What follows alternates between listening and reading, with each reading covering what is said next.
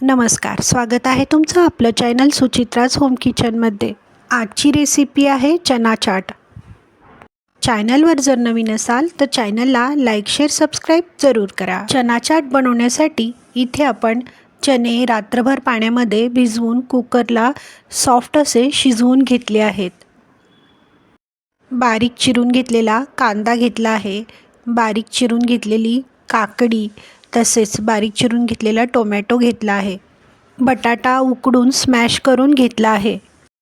इथे आपण आंबट गोड अशी चिंचेची चटणी घेतली आहे, तसेच पुदिन्याची चटणी तयार करून घेतली आहे।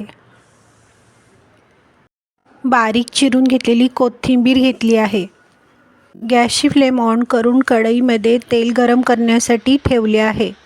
तेल गरम झाल्यावर जिरे आणि मोहरी टाकायचे आहे। बारीक चिरून घेतलेला लसूण टाकायचा आहे। कढीपत्ता टाकायचा आहे। कुकरला शिजवून घेतलेले चणे टाकायचे आहेत। मसाल्यांमध्ये लाल तिखट, धने पावडर, मीठ, हळद, चना मसाला टाकायचा आहे। सर्व साहित्य एकसारखे मिक्स करून घ्यायचे आहे। चणे गार झाल्यावर एका बाउलमध्ये चणे टाकायचे आहेत। बारीक चिरून घेतलेली काकडी, बारीक चिरून घेतलेला टोमॅटो टाकायचा आहे। बारीक चिरून घेतलेला कांदा टाकायचा आहे। उकडून घेतलेला बटाटा टाकायचा आहे। सर्व साहित्य छानसे मिक्स करून घ्यायचे आहे। सर्व साहित्य छान मिक्स झाल्यावर एका प्लेटमध्ये चना चाट आपण बनवणार आहोत।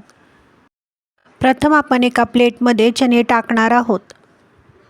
इथे आपण पाणीपुरीच्या पुऱ्या बारीक करून टाकायच्या आहेत। आता आपण चिंचेची चटणी टाकणार आहोत।